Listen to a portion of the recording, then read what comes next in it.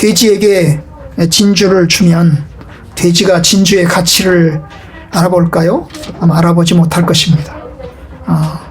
왜냐? 돼지니까요. 뭐 눈에는 뭐밖에 안 보인다고 그 돼지의 눈에는 그것밖에 안 보입니다. 그런데 여러분, 사람들도 그런 것 같습니다. 사람들도요, 귀중한 것과 덜 귀중한 것을 잘 몰라요. 사람들은 자기가 필요한 것만 봅니다.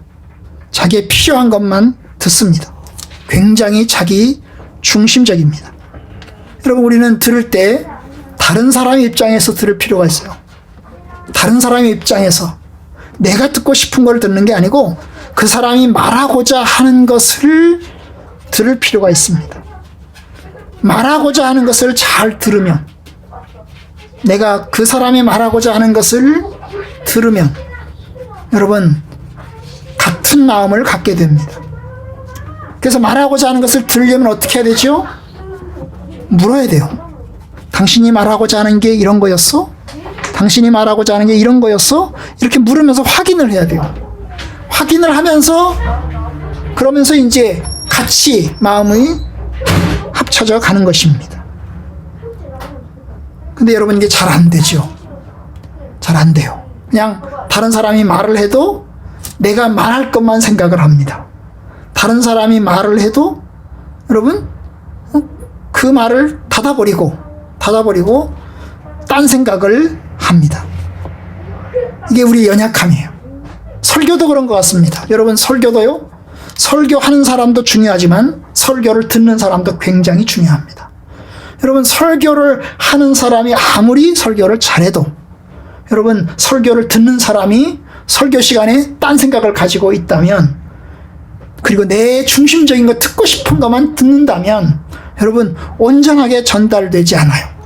말하는 사람이 50%라면 듣는 사람도 50%예요. 말하는 사람이 100%고 듣는 사람이 0%가 아니고, 여러분, 말하는 사람과 듣는 사람 똑같이 중요한 것입니다.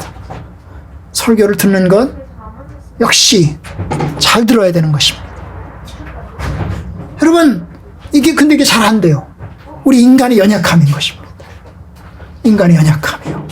그래서 우리는 하나님 앞에, 여러분들은 이제, 저는 어떻게 설교해야 되죠? 하나님, 제가 하나님의 말씀을 잘 전할 수 있게 해주세요.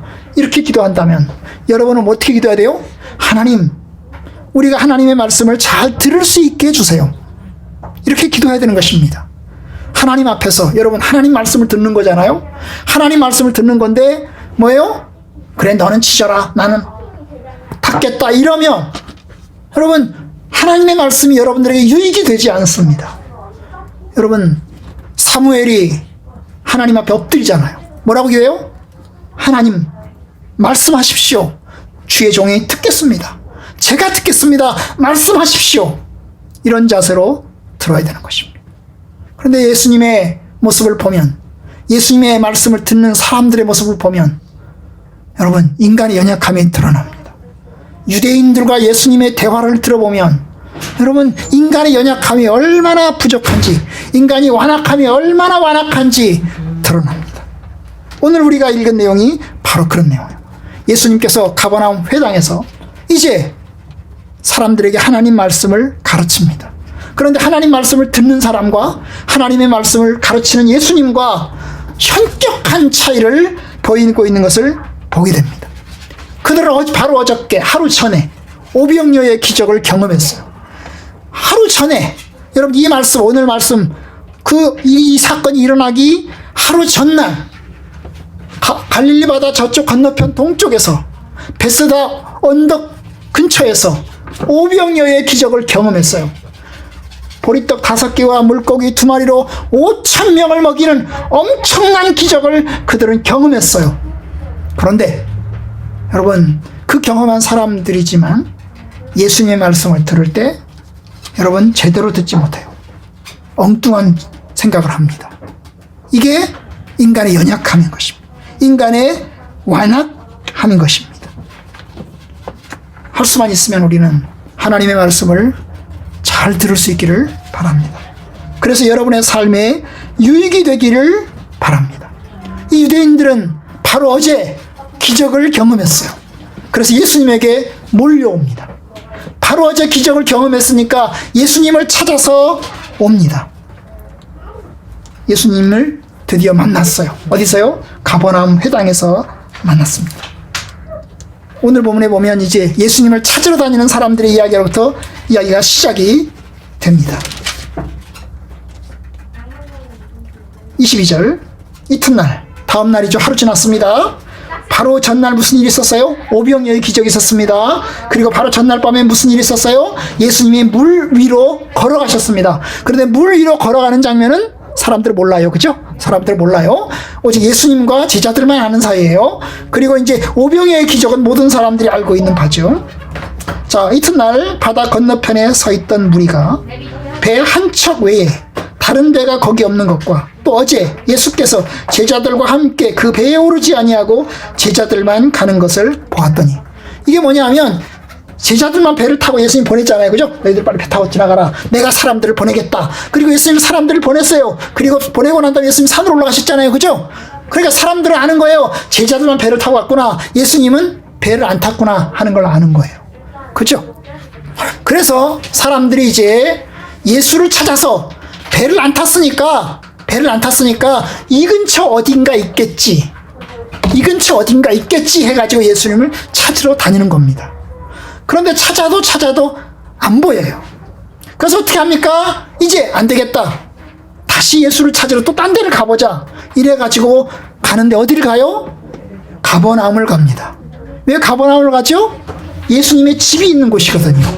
예수님이 공생애를 시작하면서 얻은 새 집이 가버나움에 있거든요. 그래서 예수님이 주로 가버나움을 중심으로 활동을 했어요. 그래서 이제 가버나움 집으로 가보자 하는 거예요. 그래서 가버나움으로 갔어요. 가버나움 집에 갔더니 가버나움 집에도 없어요. 가버나움 동네를 다 뒤지기 시작을 했어요. 가버나움 동네를 뒤지다가 결국 찾았어요. 어디서 찾았어요? 예수님이 회당에 가 있는 것을 발견한 것입니다. 회당에 가 있는 걸 발견한 것이에요. 바로 그 얘기가 이제 24절에 이제 나와요. 그리고 예수를 이제 만났죠. 만나자마자 그들이 한 첫 번째 말, 25절, 바다 건너편에서 만나. 이 바다 건너편에서 만났다는 말은 오병이어의 기적을 일으켰던 그 장소 건너편, 가버나움. 거기서 만났다는 얘기예요. 그래서 이제 거기서 만나가지고 하는 첫 마디의 말, 뭐예요? 랍비여, 언제 여기 오셨습니까? 아니, 분명히 배를 탄 것도 아닌데, 그죠? 배를 탄 것도 아닌데 도대체 언제 여기로 오셨습니까? 하고 질문을 합니다. 그런데 예수님이 그 질문에 내가 언제 여기 왔다, 오늘 왔다 이렇게 얘기하지 않으시고, 언제 왔는지는 얘기하지 않으시고 딴 이야기를 하십니다. 26절, 예수께서 대답하여 이르시되 내가 진실로 너희에게 이르노니 너희가 나를 찾는 것은 표적을 본 까닭이 아니요 떡을 먹고 배부른 까닭이로다. 여기 진실로 전실로라고 그랬어요. 진실로라는 말이 우리말로 아멘이거든요. 아멘. 진정으로. 아멘. 이 말은 뭐예요? 내가 확신하건대 그 말이에요. 나는 확실히 믿는다. 나는 확실하게 단정한다. 그 얘기예요. 그죠? 그 말이에요. 내가 확실하게 너희들에 대해서 이야기하는데 그 말입니다. 너희가 나를 찾는 것은 표적을 본 까닭이 아니요 떡을 먹고 배부른 까닭이로다. 자기가 언제 왔는지는 얘기하지 않으시고 찾아온 목적에 대해서 이야기하는 거예요. 너희들이 나를 찾아왔는데 표적 때문에 온 게 아니고, 여기서 말하는 표적이라는 게 뭐예요? 오병이어의 기적 때문에 온 게 아니라는 거죠. 아니, 오병이어의 기적 때문에 왔죠. 오병이어의 기적을 경험했잖아요. 그러니까 그들이 예수님을 찾아온 거 아닙니까? 그런데 여기서 말하는 그 기적을 뭐라고 그랬어요? 표적이라고 그랬죠. 표적이 뭐예요? 사인이죠. 사인. 어떤 사건이 일어나는데 그 사건이 의미하는 바. 여러분, 표적이라고 하는 것은 사건이 있는데요, 그 사건이 의미하는 바가 있는 거예요. 사건, 오병이어의 기적이죠. 오병이어의 기적이 일어난 건 사건이에요. 그럼 오병이어의 기적이 일어났다고 하는 그 사건이 의미하는 바가 뭐겠어요? 사건이 의미하는 뭐죠? 하나님께서 능력자이다. 예수님이 하나님의 아들이다. 그거예요. 그것이 사건의 의미예요.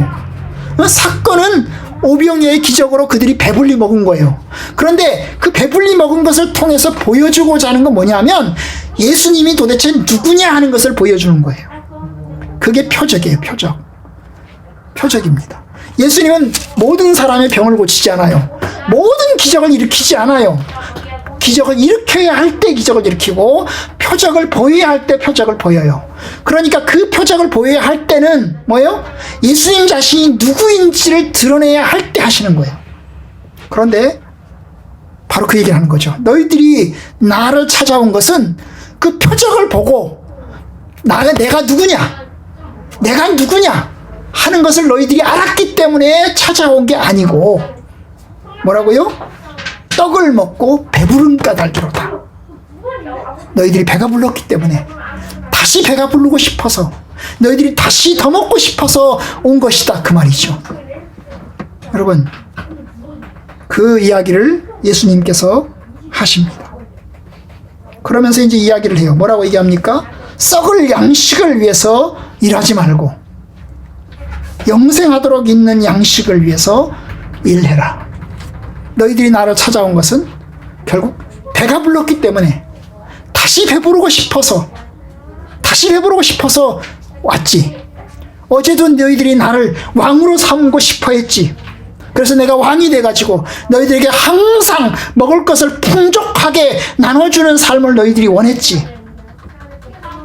그런데 너희가 그 구하는 것은 썩을 양식이야. 썩을 양식이라는 게 뭐죠? 양식도 썩지만 그 양식을 먹어도 썩는 거죠. 양식 자체도 썩어지지만 그 양식을 먹은 사람도 썩어지는 것입니다. 그 양식을 먹는다고 안 죽는 게 아니고 양식을 먹어도 썩어지는 거기 때문에 바로 그 얘기를 하시는 겁니다. 그러면서 이야기합니다. 이 양식은 인자가 주리니 인자는 아버지께서 인치신 자이다. 그 양식, 영생하도록 있는 양식이죠. 영생하도록 있는 양식은 인자가 줄 건데 인자는 하나님이 정하셨다. 하나님이 인정하셨다. 라고 이야기를 합니다. 그러자 이 그들이 질문을 합니다. 28절. 그들이 묻되 우리가 어떻게 하여야 하나님의 일을 하오리까? 왜냐하면 영생하도록 하는 영생하는 양식을 위해서 일하라고 했어요. 그죠? 그 영생하는 양식이라고 하는 것은 그들이 받아들이기에는 하나님의 일로 받아들인 거죠. 그래서 어떻게 하면 그 영생하도록 있는 양식을 위해서 우리가 일할 수 있겠습니까? 하고 물은 겁니다. 아마 그 질문은 잘한 것 같아요. 어떻게 해야 우리가 영생하도록 그 있는 양식을 위해서 영생하도록 하는 양식을 위해서 우리가 일할 수 있겠습니까? 하고 질문을 아주 잘한 것 같아요. 그런데 주님 말씀하십니다. 뭐라고 얘기합니까? 29절. 예수께서 대답하여 이르시되 하나님께서 보내신 일을 믿는 것이 하나님의 일이니. 너희들이 하나님의 일을 하고 싶다고? 그러면 하나님이 보내신 사람을 믿어라. 그것이 하나님의 일이다. 하나님이 원하시는 일이다. 그러니 하나님이 보내신 일을 믿어라. 하나님이 보내신 이가 누구죠? 자기 자신이죠. 예수님 자신입니다. 예수님 자신이에요. 하나님의 인치신 자, 그를 믿어라. 하나님이 보내신 그분을 믿어라. 그러면 너희들이 하나님의 일을 하게 될 것이다. 라고 이야기합니다. 그러면 믿으면 되잖아요. 우리가 예수 그리스도를 믿겠습니다. 영생하도록 있는 양식을 위해서 우리가 일할 텐데 하나님이 보내신 분, 우리가 당신을 믿겠습니다. 그러면 되잖아요. 그런데 그들이 하는 질문 또 보십시오. 30절. 그들이 묻되 우리가 보고 당신을 믿도록 행하시는 표적이 무엇입니까? 하시는 일이 무엇입니까? 당신이 하시는 표적이 뭡니까? 당신이 하시는 일이 뭡니까? 다시 물어요. 여러분, 참 웃기고 참담합니다. 왜냐하면 그들은 이미 표적을 보았습니다. 기적을 보았습니다. 그 기적 속에서 예수님을 충분히 알 수 있습니다. 그런데 그들은 다시 표적을 거론합니다. 표적을 거론할 뿐만 아니라 그들은 구약시대의 만나 이야기를 또 거론합니다. 31절 기록된 바 하늘에서 그들에게 떡을 주어 먹게 하였다 함과 같이 우리 조상들은 광야에서 만나를 먹었습니다. 그들이 하고 싶은 말이 뭘까요? 당신이 행하시는 표적이 뭡니까? 당신이 하는 일이 뭡니까? 말하면서 우리 조상들이 광야에서 만나를 먹었다라고 하는 그 이야기 가운데서 이들이 원하는 게 도대체 뭡니까? 또 하라는 얘기잖아요. 오병이어의 기적 또 하라는 얘기입니다. 그죠?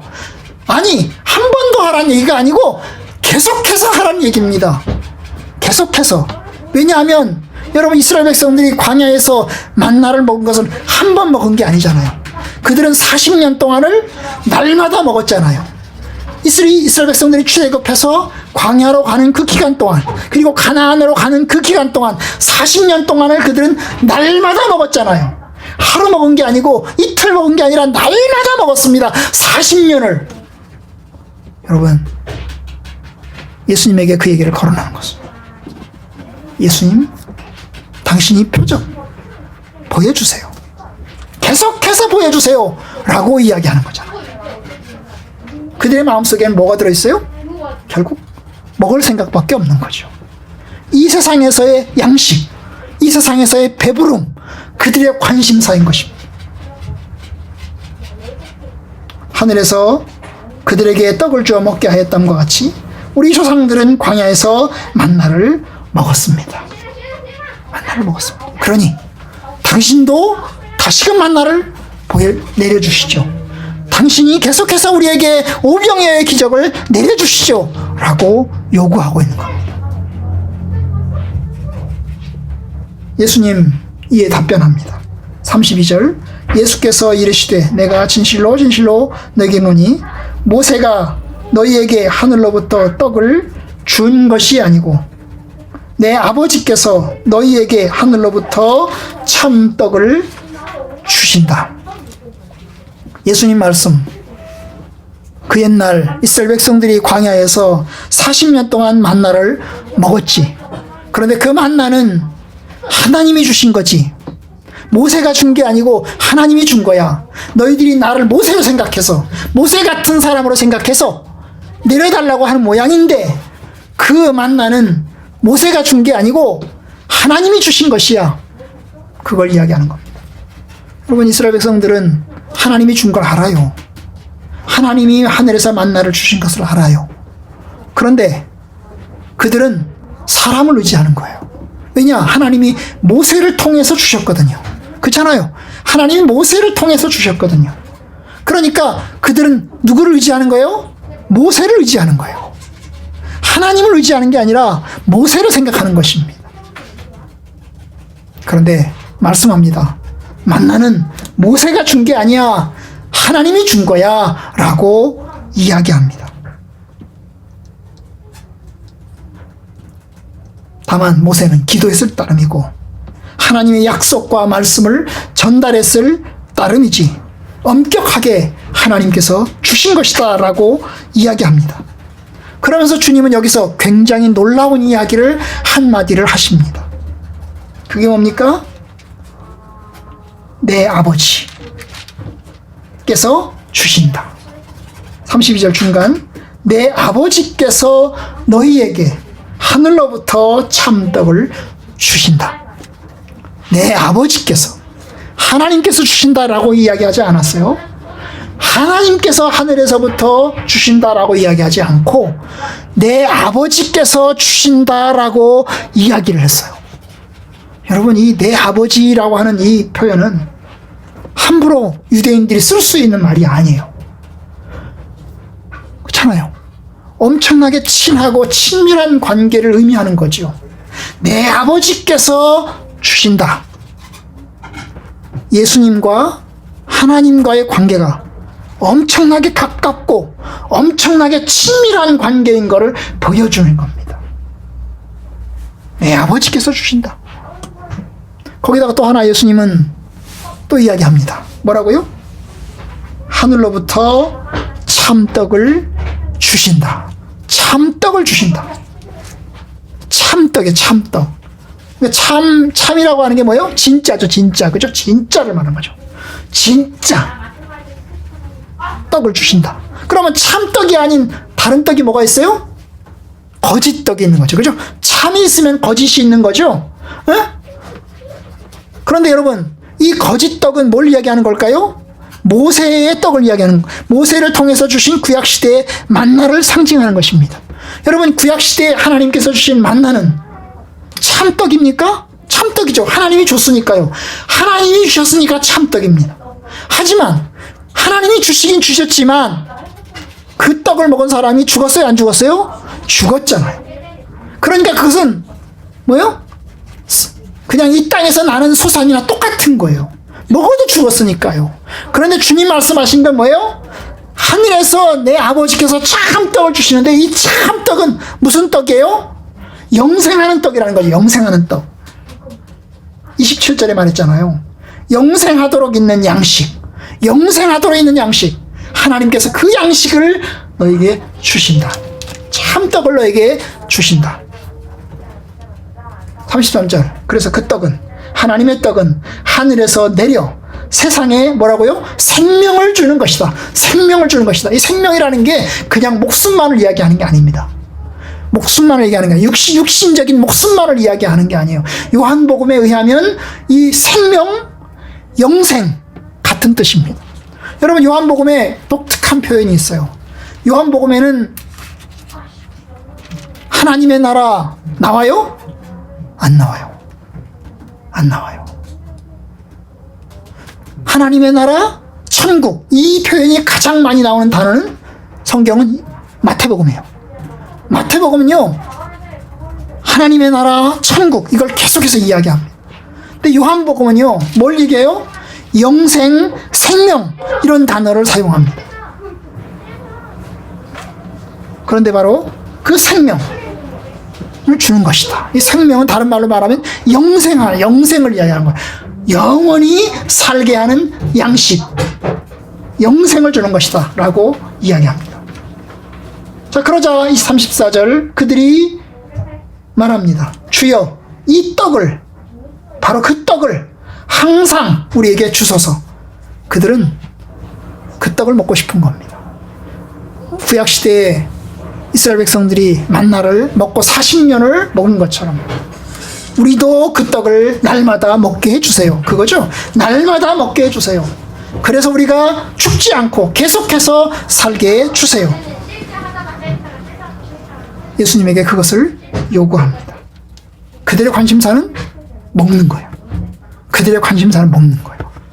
배부른 거예요. 그걸 요즘 말로 말하면 뭐예요? 경제 문제예요. 그들의 관심사는 경제 문제예요. 여러분, 사실은 어느 나라나 경제 문제가 중요해요. 어느 사람이나 경제 문제가 중요해요. 그런데 유대인들에게도 이 문제가 굉장히 중요했어요. 경제 문제가 엄청나게 중요했어요. 먹고 배부르는 문제가 굉장히 중요했어요. 그러자 예수님 말씀하십니다. 35절. 나는 생명의 떡이니 내게 오는 자는 결코 줄이지 아니할 터여 나를 믿는 자는 영원히 목마르지 아니하리라. 여기서 예수님 자신이 이제 굉장히 중요한 말씀을 하십니다. 나는 생명의 떡이다.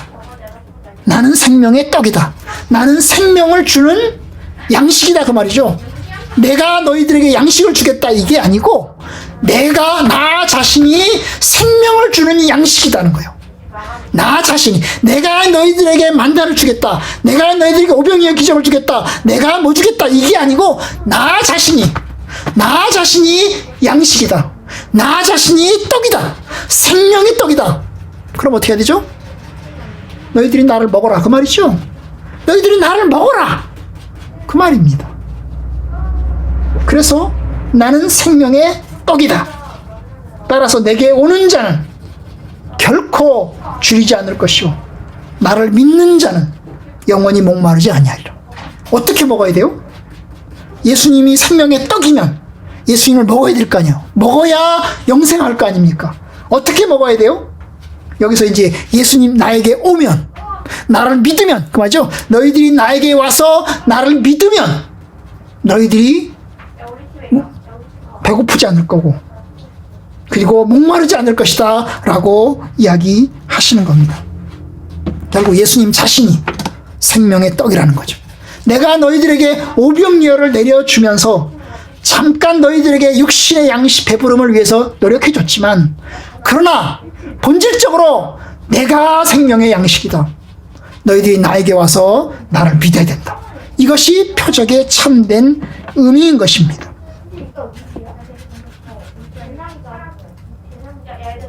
그러면서 이 주님 말씀하십니다. 37절.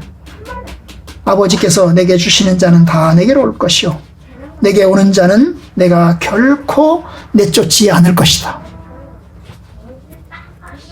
너희들이 나에게 많은 사람이 와 있는데, 지금 너희들이 많은 사람이 네 앞에 청중들이 많이 있는데, 그 청중들 중에서 하나님께서 내게 주시는 자는 나에게 올 거다.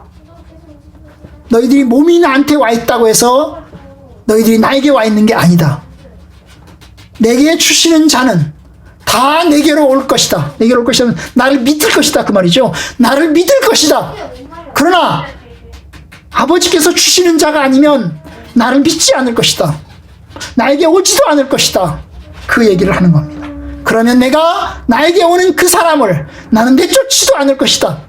그들이 나에게 왔으면 내가 받아들여서 내가 그를 지키고 나를 보존하고 함께 할 것이다. 그 약속을 하시는 겁니다. 여러분, 그러면 사람들은 예수님에게 몸으로 와 있죠. 몸으로는 와 있어요. 그러나 그들이 영적으로 주님께 와 있을까요? 그렇지 않아요. 그렇지 않아요. 예수님의 이야기를 이제 쭉 들으면서 36절부터 35절부터 시작되는 예수님의 말씀을 들은 40절까지 얘기했잖아요. 그 말씀을 들은 사람들 41절 어떻게 이야기합니까? 자기가 하늘에서 내려온 떡이라 하심으로 유대인들이 예수에 대하여 수군거리면서 하는 말 42절 이는 요셉의 아들 예수가 아니냐, 그 부모를 우리가 아는데 자기가 지금 어찌하여 하늘에서 내려왔다고 지금 하느냐. 이 유대인들은 예수님의 말씀 가운데서 가장 예수의 말씀 가운데 받아들이기 힘든 것, 예수님의 말씀 속에서 받아들이기 힘든 것, 예수가 하늘에서 내려왔다는 것 받아들일 수가 없는 겁니다. 하늘에서 내려왔다는 것을 받아들일 수 없는 거예요. 왜냐? 치까짓게 인간인데, 나랑 똑같은 인간인데 어떻게 하늘에서 내려왔다는 말이냐. 여러분, 하늘에서 왔다는 말은 그가 하나님이라는 걸 뜻하는 겁니다. 영원전부터 계신 하나님, 이 세상을 창조하시고 만드신 그 하나님이라는 걸 뜻하는 거예요. 그런데 유대인들은 예수를 보면서, 예수님을 보면서 그걸 받아들일 수 없는 거예요. 아니, 치까짓게 인간인데 어떻게 하늘에서 내려왔다고 웃기는 소리 하고 앉았네. 그 얘기를 지금 하고 있는 겁니다. 여러분, 이게 인간의 연약함이에요. 그들은 오병이어의 기적을 보면서 예수님의 오병이어의 기적의 의미를, 표적의 의미를 그들은 아직 이해하지 못하고 있는 겁니다.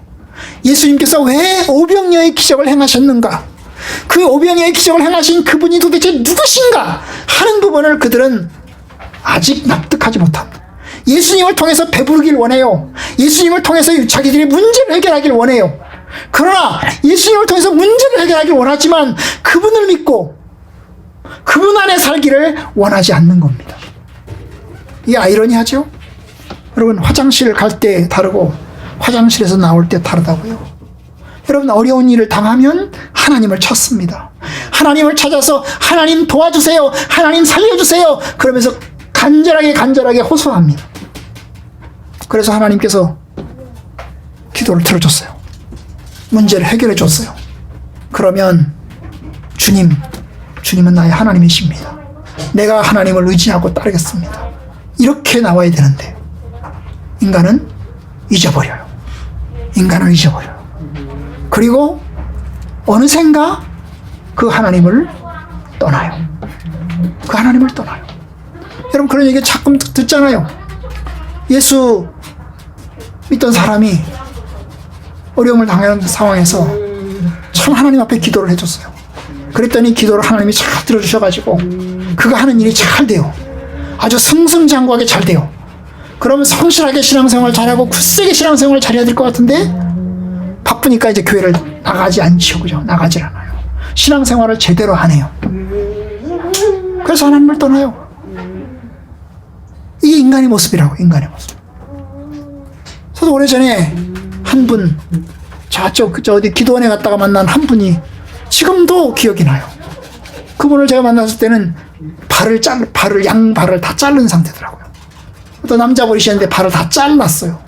그래서 왜 자르셨냐고 물어봤어요. 그랬더니 자기가 알코올 중독이었대요. 네? 알코올 중독이었대요. 그럼 언제부터 여기 와 계십니까? 그래서 발을 자르고 난 다음부터 여기 와 있습니다. 그러면 그전에는 어떻게 했습니까? 그랬더니 이분이 하는 말이 자기가 예수를 믿었대요. 어릴 때 예수를 믿었대요. 믿었는데요. 바빠가지고 세상에 나가서 이런 일 저런 일 하면서 하나님을 떠나서 살았대요. 그리고 술을 먹고 살았대요. 결국 그래가지고요. 그것 때문에 질병을 얻었답니다. 질병을 얻어가지고 그 기도원으로 왔대요. 하나님 살려주세요. 도와주세요. 그래서 질병을 얻어서 와서 하나님 앞에 열심히 기도를 했대요. 그때 하나님이 기적적으로 고쳐주셨대요. 기적적으로 고쳐주셨대요. 하나님 감사합니다. 참으로 기적적으로 저를 고쳐주시니 엄청나게 감사합니다. 그랬대요. 그런데 그렇게 감사하고 난 다음에 다시 밖으로 나갔대요. 다시 밖으로 나가서 다시 또 살다 보니까요. 또 이제 뭐예요? 옛날의 삶으로 다시 돌아간 거예요. 또 다시 옛날의 삶으로 돌아간 거예요. 그러니까 이게 뭡니까? 자기의 그 생활 습관, 삶의 방식을 바꾸지 않고 결국 이전의 생활 방식으로 살아가는 거죠. 성경에 보면 돼지가 목욕하고 난 다음에 다시 똥통으로 들어간다고.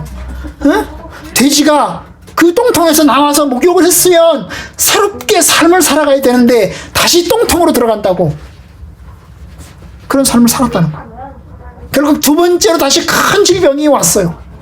결국 두 번째로 큰 질병이 올 때는 다리를 자를 수밖에 없는 상황이 돼가지고 들어왔다는 거예요. 여러분, 이게 인간의 연약함인 것입니다. 인간의 연약함. 그러지 않으면 좋겠는데 우리가 잘 안 되는 거예요. 잘 안 되는 거예요. 유대인들은 예수님을 하나님의 아들로 받아들이는 게 안 되는 거예요. 오병이어의 기적을 경험했지만 그가 하나님의 아들이시구나, 그가 참으로 구원자시구나 하는 부분에 안 되는 거예요. 그리고 또한 그들은 이 오병이어의 기적을 경험하면서 우리가 이 땅 위에 계신 하늘, 하나님의 나라, 우리가 비록 이 땅에서 60년, 70년 살고 나면 죽을 텐데 죽고 난 다음에 이루어질 하나님의 영원한 그 안식의 나라, 그것을 그들은 바라보지 못하는 거예요. 그냥 이곳에서 사는 거에만 몰두하고 이곳에서 사는 거에만 그의 온 신경들이 다 집중되어 있는 것입니다.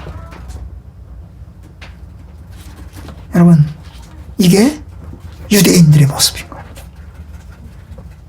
결국 주님을 알지 못하는 거죠. 오병이어의 기적을 경험했지만 주님을 알지 못하는 겁니다. 우리가 이 말씀에서 무엇을 배울까요? 제가 두 가지를 말씀드리려고 합니다. 여러분, 요한복음 6장 오늘 본문에서 우리는 예수님에 관한 중요한 주장, 주님의 주장을 중요하게 접하게 됩니다. 예수님은 자기 자신에 대해서 이야기합니다. 하나님을 나의 아버지라고, 내 아버지라고 이야기합니다.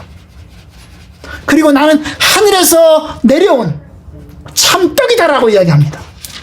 하나님 아버지께서 인정하셨다고 이야기합니다. 내게 오는 자는 결코 줄이지 않을 것이고 내게 오는 자는 결코 목마르지 않을 것이라고 이야기합니다. 여러분, 이러한 주장 앞에 우리는 세 가지 중에 하나를 생각해야 됩니다. 이러한 주장을 바라보면서 예수가 사기꾼인가? 생각해야 됩니다.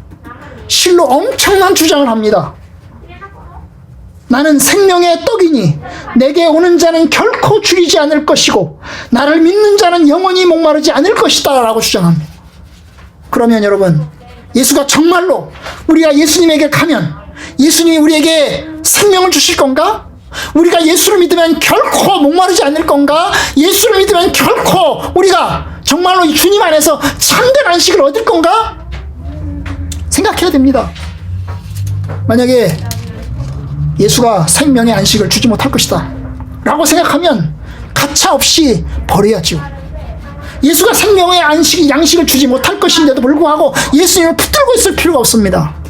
그런데 예수가 정말 생명의 양식을 주실 건가? 그럼 믿어야 되겠죠. 그런데 여러분, 예수가 생명의 양식을 주지 못할 가능성이 두 개가 있는 거예요. 그 첫 번째가 뭐예요? 예수가 사기꾼이라는 거죠. 사기꾼이 뭡니까? 사기꾼은 자기가 하는 말이 거짓말인 줄 알면서 상대방을 속이는 거죠. 자기는 생명의 양식을 주는 분이 아니에요.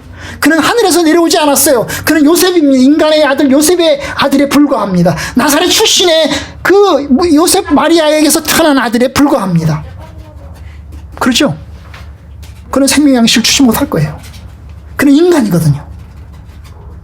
그런데 자기는 요셉의 아들임에 불구하고 단지 인간임에도 불구하고 사람들에게 거짓말을 치는 거죠. 야, 나는 하늘에서 내려온 떡이다. 그러니 내게 와라. 거짓말을 치는 겁니다. 여러분, 이게 사기입니다. 사기. 근데 어떤 사기는요, 아주 교묘한 사기가 있어요. 이 교묘한 사기 뭡니까? 나는 무엇이다라고 얘기 안 해. 무엇이다라고 얘기 안 하면서도 저 사람들로 무엇이다라고 이야기하게끔 해. 이게 아주 교묘한 사기예요. 그러면서 나는 사기친 적 없어요. 이렇게 얘기합니다. 누가 그래요? 신천지 이만희가 그래요. 여러분, 이만희는 내가 메시아다, 내가 구원자다라고 얘기하지 않아요. 그런데 여러분, 그 사람들, 거기 있는 사람들로 하여금 메시아다, 구원자다라고 얘기하게끔 만들어요.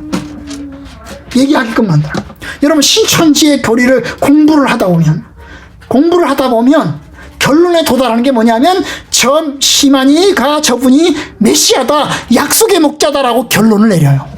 그래서 그들은 죽자사자 이만희를 위해서 헌신하는 거예요. 이단의 모든 교주가 다 그래요. 그런데 이만희는 얼마나 교묘하냐면 한 번도 내가 약속의 목자다, 내가 구원자다, 내가 메시아다가 이야기하지 않아요. 오히려 어떻게 합니까?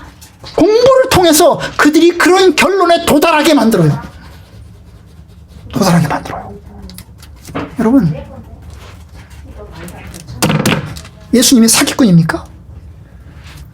예수님은 이만희보다 훨씬 더 앞장서 있죠. 왜냐? 이만희는 자기가 누구다고 얘기 안 하잖아. 그죠? 근데 예수님 이야기 하잖아. 나는 생명의 떡이다. 내게 오는 자는 결코 줄이지 않을 거다. 내게 오는 자는, 나를 믿는 자는 영원히 목마르지 않을 거다 라고 이야기하잖아요. 여러분, 생각해 보세요.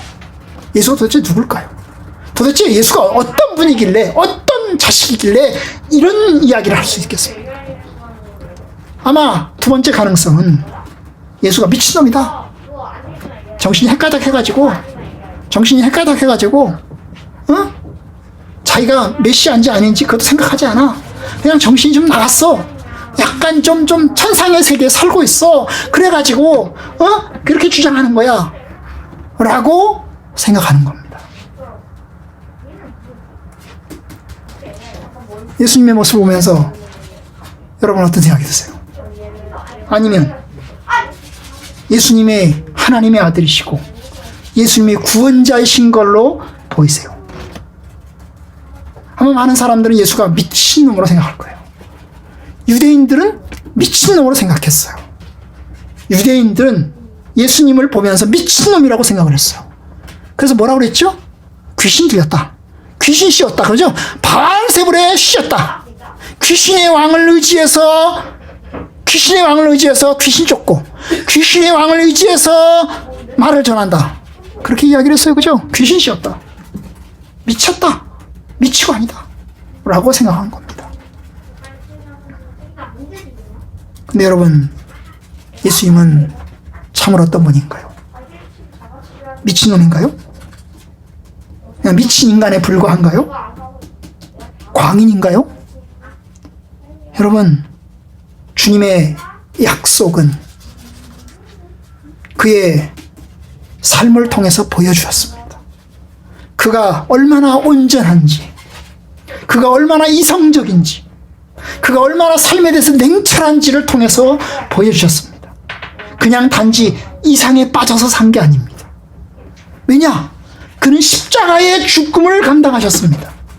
여러분, 미친놈이라면 십자가의 죽음까지는 가지 않습니다. 그런데 그는 십자가의 죽음까지 갔습니다. 십자가의 죽음까지 가는 걸 알고 있습니다. 내가 이렇게 이야기를 하면 내가 내 결론, 내 말의 끝의 결론이 어디 있을까라고 하는 걸 주님은 예측하고 있습니다. 그래서 주님은, 이제 우리가 조금 뒤에 가면 나오겠지만, 주님은 시시때때로 제자들을 향해서 내가 죽을 거다, 내가 십자가에 죽을 거다, 내가 죽을 수밖에 없을 거다 라고 하는 걸 계속해서 이야기를 합니다.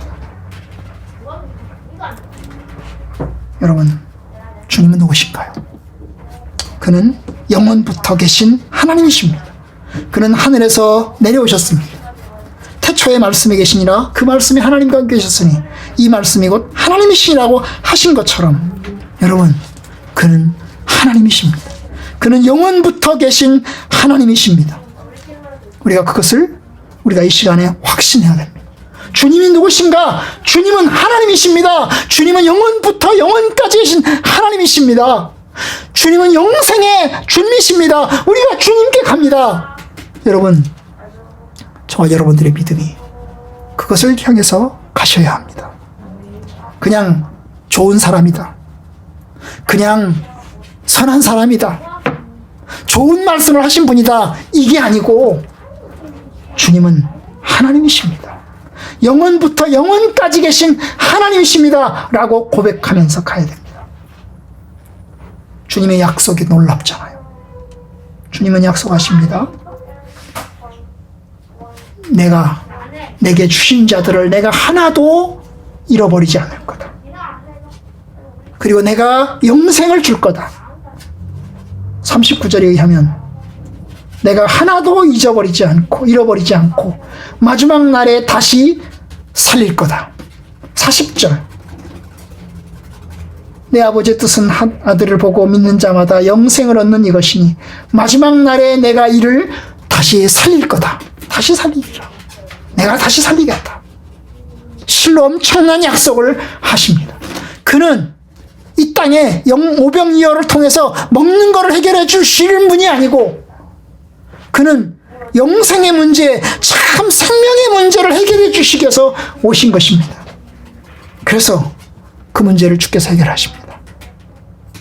그걸 위해서 십자가에 죽으시고 그걸 위해서 구원의 길로 우리를 인도해 가시는 것입니다. 여러분, 그 예수 그리스도를 믿으십시오.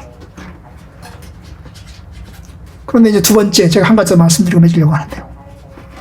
오늘 본문에 의하면 유대인들은 오병이어의 기적을 보지만 예수를 믿지 않았습니다. 예수를 이용해서 덕을 보고 이득을 보고 유익을 얻을 생각은 하지만, 그러나 예수를 믿고 의지하지는 않습니다. 예수님을 수단으로 생각하지 예수님을 목적으로 생각하지 않는 것입니다. 주님은 유대인들을 향해서 이야기를 합니다. 너희가 나를 믿지 않는구나. 36절에 그랬죠? 내가 너희에게 이르기를 너희는 나를 보고도 믿지 아니하는도다. 너희가 나를 보고도 믿지 아니하는도다. 이 말은 5장에도 나와요. 5장에도 이야기합니다. 너희가 영생을 얻기 위해서 내게 오기를 원하지 않는구나. 너희들은 영생을 얻으려고 몸부림치면서도 내가 영생의 주인데, 나에게 오면 내가 영생을 줄 건데, 생명을 줄 건데 너희들이 나에게 오는 걸 원하지 않는구나. 여러분, 이게 유대인들의 모습이에요. 이게 인간들의 모습인 것입니다. 그들의 관심사는 영생이 아니고요, 그들의 관심사는 참 생명이 아니고요, 그들의 관심사는 빵에 있는 것입니다. 배부름에 있는 것입니다. 현실의 문제에 있는 것입니다. 이 떡을 항상 우리에게 주십시오라고 요구를 하지만, 그러나 그들은 하나님의 나라를 바라보지 않고 생명을 바라보지 않아요. 이게 우리의 연약함인 것입니다. 우리는 끊임없이 물질적이고 우리는 끊임없이 현세적이기 때문입니다. 하나님의 나라, 천국, 그딴 거 말하지 마라. 단지 다만 지금의 우리의 문제를 해결해 주고, 단지 우리를 좀 더 잘 먹고 잘 살게 해달라. 영생의 문제, 그건 관심 없다. 그냥 현재 문제만 좀 해결해 달라. 이렇게 요구를 합니다. 이게 우리의 문제예요. 우리가 예수님을 생명을 얻기 위해서, 영생을 얻기 위해서 예수를 믿은 사람이 있어요? 아마 별로 없을 거예요. 예수 믿으면 천국 갑니다. 아, 그래요. 내가 예수 믿겠습니다. 예수 믿고 천국 가겠습니다. 뭐 이런 사람이 있겠죠. 그러나 현실의 문제 때문에 사람들이 교회를 나가기 시작합니다. 그리고 그들은 현실의 문제를 통해서 하나님이 누구신가를 보며, 예수가 누구신가를 보고, 이제 조금씩 현실의 문제에서 벗어나서 하나님의 나라를 바라보기 시작합니다. 이게 우리의 모습이에요. 일반적인 모습입니다. 그런데 이 단계에서 더 나가지 못하고 계속 현실의 문제에만 관심을 가지고 현실의 문제에만 집중하는 분들이 계십니다. 그러나 기억하세요. 현실은 지나갑니다. 현실은 영원하지 않습니다. 우리에게 물질은 우리의 영혼을 충족하지 못합니다. 물질은 우리의 생명을 구원하지 못합니다. 분명히 하나님은 우리의 현실의 삶에 대해서 관심이 있어요. 좀 더 풍족하고 윤택한 삶을 살기를 바라십니다. 하나님의 자녀들이 이 세상에서 가난하고 힘들게 살고 그렇게 사는 걸 하나님이 기뻐하실까요? 기뻐하지 않아요. 그러나 우리의 인생은 영원하지 않아요. 여기서 우리는 영원하지 않습니다. 모든 것은 다 지나갑니다. 물질적인 필요도 중요합니다. 하지만 물질적으로 해결한다고 해서 되는 게 아니에요. 오히려 여러분, 우리에게 생명의 문제가 더 중요하고 영생의 문제가 훨씬 더 중요합니다. 영적인 문제가 얼마나 중요하냐 하면, 여러분, 물질적으로 배고프고 목마르면 우리는 굶어 죽겠죠. 목말라서 죽을 것입니다. 그런데 물질의 문제 때문에 죽는다면 우리 육신의 삶을 죽는 걸로 끝내고 맙니다. 나사로가 그랬습니다. 여러분, 나사로는 이 세상에서 가난했습니다. 아팠습니다. 온갖 비참함을 누렸습니다. 그런데 그는 죽었어요. 그런데 기억하세요. 부자도 죽었어요. 부자도 넉넉하게 살았고 풍부함을 누렸지만 죽었어요. 그런데 그가 영원한 진노 아래에 놓이게 되었던 것입니다. 나사로는 하나님의 안식에 참여합니다. 최악은 문제는 뭘까요? 최악은 육신의 죽음이 아닙니다. 여러분, 최악은 하나님의 영원한 진노 아래에 놓여 있는 것입니다. 우리의 육신적인 죽음은 최악이 아닙니다. 우리의 사고는 최악이 아닙니다. 이태원 참사에서 160명의 사람들이 죽었지만 그게 최악이 아니에요. 우리는 그것을 참사라고 부릅니다. 국가가 제대로 그걸 못했기 때문에 참사라고 불러요. 그러나 여러분, 그것이 최악은 아니에요. 최악은 뭐겠습니까? 하나님의 심판대 앞에 서는 겁니다. 우리는 죄로부터 돌이켜서 하나님께로 돌아와야 됩니다. 예수 그리스도를 바라보고 주님께로 돌아서야 합니다. 그리고 주께 나를 구원해 달라고 부르짖어야 합니다. 나의 죄와 비참함이 얼마나 심각한지를 알고 그리스도를 의지해야 합니다. 주님은 그것을 위해서 오셨습니다. 우리에게 육신적인 배부름을 해결해 주기 위해서 오신 게 아니에요.